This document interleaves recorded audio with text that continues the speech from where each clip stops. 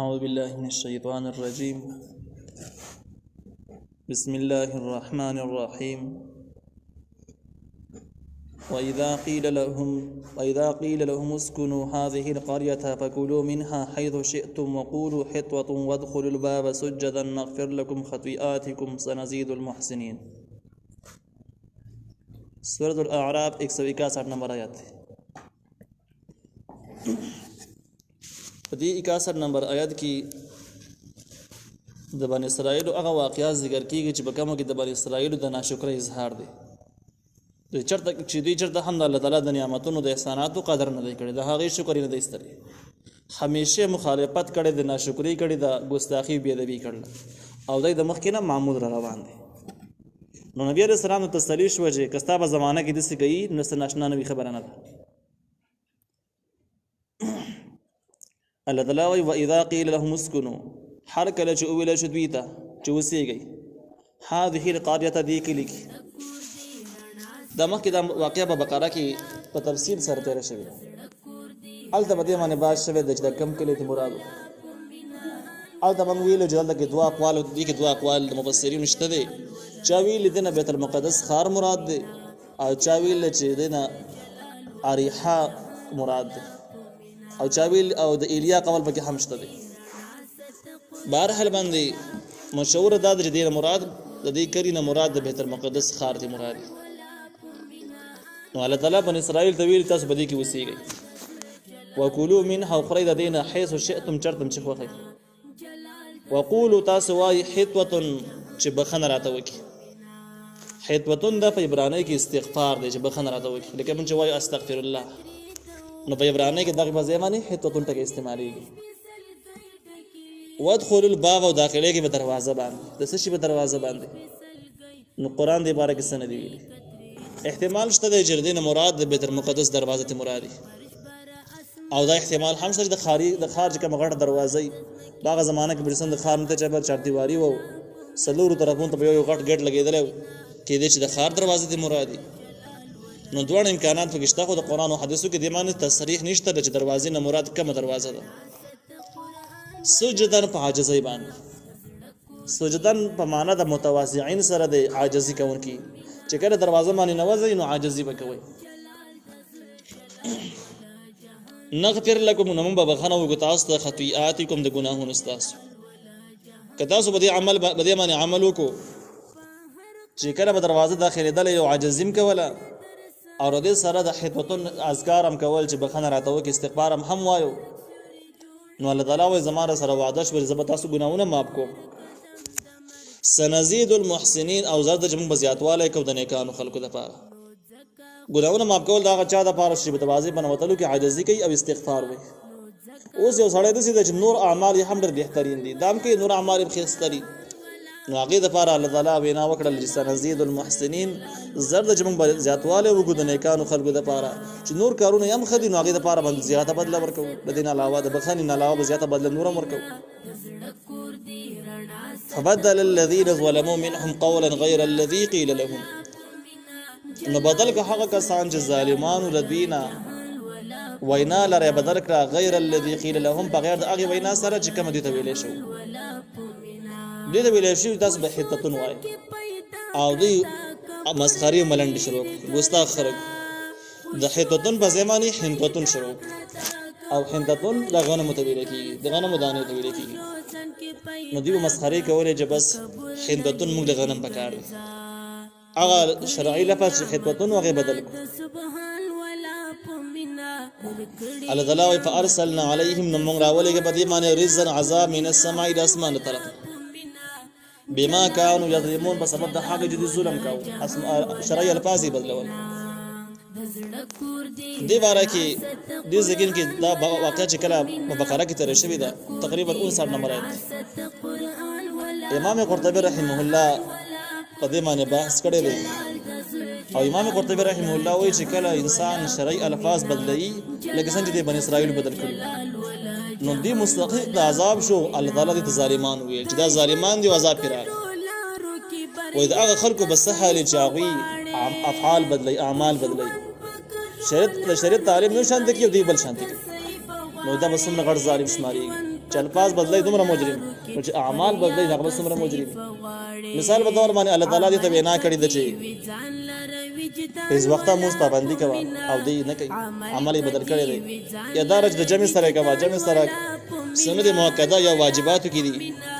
او دې او خپل مرزي خاوند په خړ کې قصداري په خړ کې هیڅ سبب او زره مجبوري نشته دي. شریعت د ګيري تعلیم ورکړی دی د خپاګه خړی نو وس دې زګین کې وای امام قرطبي رحمه الله وای او دا خلق بس حاله چې شریعت یو شان خبره کړي او دا وی عمل بل شان کې دا شرعي وینا خلاف. دیم نمبر تفسیر مدارک په دې کې نقل کړی دي چې دې ځکه کې د شرعي الفاظو د بدلولو جرم ذکر شو فضای ذکر شو نو تفسیر مدارک وایي چې په شرعي دعاګانو کې کومې دعاګانې چې مسنون دعاګانې مسنون دعاګانو کې بزان نه و چې بزرګ نه جوړه پغه کې زیادت او کمی نه راوړي او پغه کې الفاظو کې به ترمیم هم نه کې هم د قشانت کې به وي څنګه چې شریعت نقل کړی دي. نو دعای ماثوره منقوله کم بشریت شریعت کې چې کومې دعاګانې نقل لي مسنون دعاګانې هغه دعاګانو کې به د خپل درم زیادت کمی دوانه منل چې څنګه شریعت ویلي دقه انداز باندې به تم وي.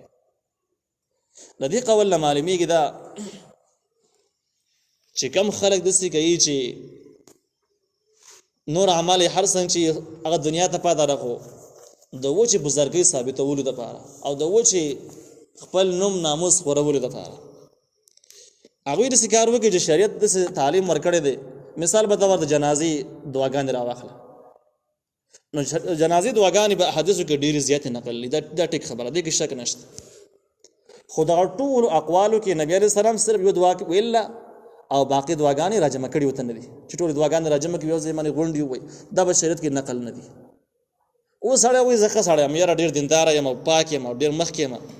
او دا خلک یو دعا وایي خو زما دا یو فخه نه ده او زه به ډېر شوی وایم نو بیا دعاګانې خو ډېرې زیاتې دي څوک 15 وایي څوک 6 وایي څوک 10 وایي څوک 14 وایي هغې لپاره یې ځینې کارډونه هم چاپ شوي مال لري دي. نو چې کله دغه وایي نو له موږ پسې اعتراض نه دی کړی چې دا شریعت کې ثابت نه دي موږ خو لاس نه دي ویلي موږ شریفان خلک یو هغه خلکو واپسې کې شروع وکړله چې یاره موږ ته وایي ستاسو جنازې 48 سکندو والا دي ځکه چې لنډې تاسو جنازې کوئ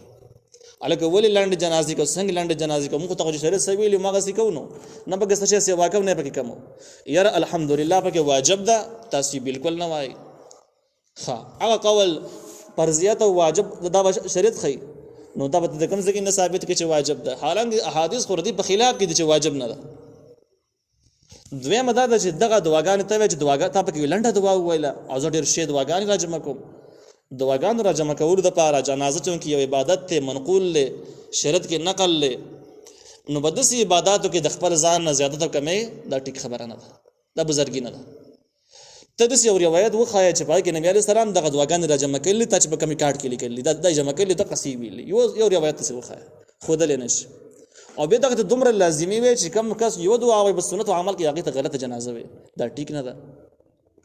نو دې ځکه کې مفسرینو لیکلي دي چې کوم په منقول دعاګانو کې چې کوم شریعت نقل کړي دي دغه دعاګانو کې د خپل طرف نه دا نمونه طریقې کول ټیک کار نه دی جایز نه دی کمه زیاتې په کول پکې صحیح نه دي.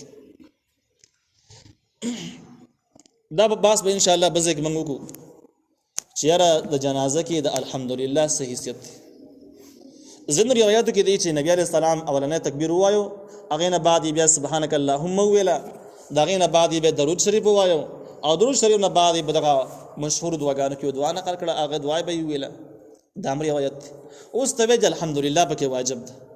او فرض ده.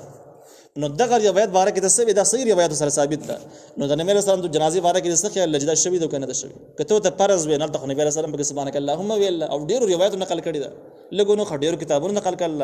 صحیح ستاو نقل کړي ده او کته دا وی چې او دویم نمبر نبی علیہ السلام یو جنازه داسې هم کړی ده چې د سبحانك اللهم بزمانی داسې وجه الحمدلله رب العالمین او به دغه نه بعد ویل الله اکبر اللهم صل علی محمد وعلى ال محمد دغه کې الحمدلله قرآن فاتحه پورا نشو صرف الحمدلله رب العالمین ویل شو څه جواب به کې جنازه وشو کا ونشول نو محدثین په دې خبره باندې پويږي او دا علماء تحقیق دي چې په مانځه کې معلوم قرأت حدیثو کې دي چې مانځه کې معلوم الفاظ ولستل چې همدا به نور بنوي بالکل بنور نه وي داسې معلوم کیفیت به شرط کې نقل نه دی او بزین روایتو کې الحمدلله پورم ثابت ده دام ټیک خو د علماو تحقیق دا دی چې بدغه کې په مانځه کې په جنازې مانځه کې سبحانك اللهم جائز ده الحمدلله رب العالمین چې دومره وې په نیت د ثنا دام ټیک ده دا غونډه الحمدلله چې په نیت د ثنا دام ټیک ده خو په نیت د تلاوت باندې ناجایز ده په جنازه کې تلاوت کول د صحیح نه دي دا تحقیق د محدثینو دی اوس د یو حدیث راواخلې چې یا رب الحمدلله ویل شوی ده او دا فرض وګرځیدا اگر روایت سبس کار کې دغه من بسوک عمل کې چې بګ سبحانك اللهم ویل شوی ده باقي صرف الحمدلله رب العالمین ویل شوی ده څه جواب به کې جواب نشته نو حاصل دا شو چې الحمدلله فرض نشو او په نیت ثنا باندې صرف جواز پیدا لزوم یې نشته خانو وست الحمدلله به کې بیا هم ټیک ته کې نه وي ام ټیک ته کټوره به کې بیا هم صحیح ده که سبحانك اللهم هم ټیک شو خو چې لزوم دی ورته وایي نو لزوم خو دې ګناه وکړله دا خو کاره خبر ده چې غیر لازم عمل لازم ګرځي کم ځای نه لازم ګرځي دا خو ګناه یقیني ګناه ده به دغه نه بعد چې کم د شریعت موافق د نبی علیہ السلام د سنت مطابق یو دعا تر واخله درود شریف وایي یو دعا تر واخله بیا ورته وګورئ سنت یې مغز د پټې مغز ته بیا پکې یو بل بزرګي یو بل کمال هم تاسو باندې لیدل چې کله کله د میک ته ورنږدې شي کله بس تا د وخت خود رانږدې پس پس به شروع کی دا دوا وکړه په زور او کله به پټه باندې وي ته وری چې ما دوی دواګانې شروع کړې دي نو بیا هغه خبره ده چې یراؤون الناس ولا يذكرون الله الا قليلا هغه خبره شو جنازه کې د بزرګي جوړه کړل نور زینم چې په کوم زګینو کې ناست بهر حل باندې نو دې زګین کې د الفاظ بدلول شرعي الفاظ بدلول جرم دی ګناه ده ابو بن اسرائیل باندې د په وجه باندې عذاب راغی الله تعالی واسألهم عن القرية التي كانت حاضرة البحر دا واقعه په خبر تفصیل سره بقره کې تر شوی ده البته په دې باندې پوره تحقیق شوی ده دا واقعي لن حاصل دا دي چې د یو دریاب په غاړه باندې چې دا دریاب تقریبا د شام او د مدین په منځ کې بهیږي په دې باندې د په غاړه باندې بنی اسرائیل اوسېدل ځینو روایتو دغه مقدار شپږ لکه ذکر کړی دی بن اسرائیل مستقیل شریعت نه باغیان خلکو د شریعت پابندي به نه کوله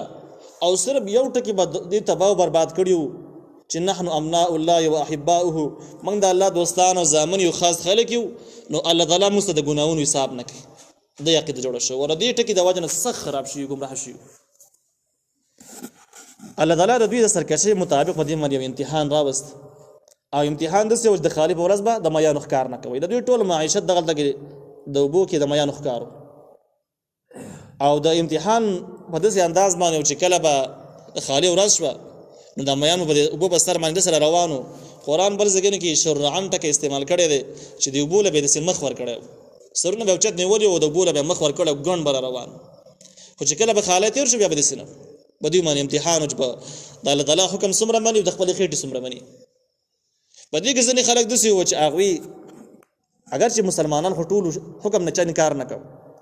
خو هیلې بهانې چې کوم خلک چې ګمراه خلک نو دا به شرعي احکامو کې دنه هیلې جوړوي او بهانې جوړوي ما اورېدلي دي ما ویلي دي زما خیال لري داسې چلونه کوي او په شریعت باندې عمل نه کوي نو یو ډله پکې داسې وکړله چې هغوی هیله جوړه کړله هیله داسې وه د خالي په ورځ باندې به ډنډانو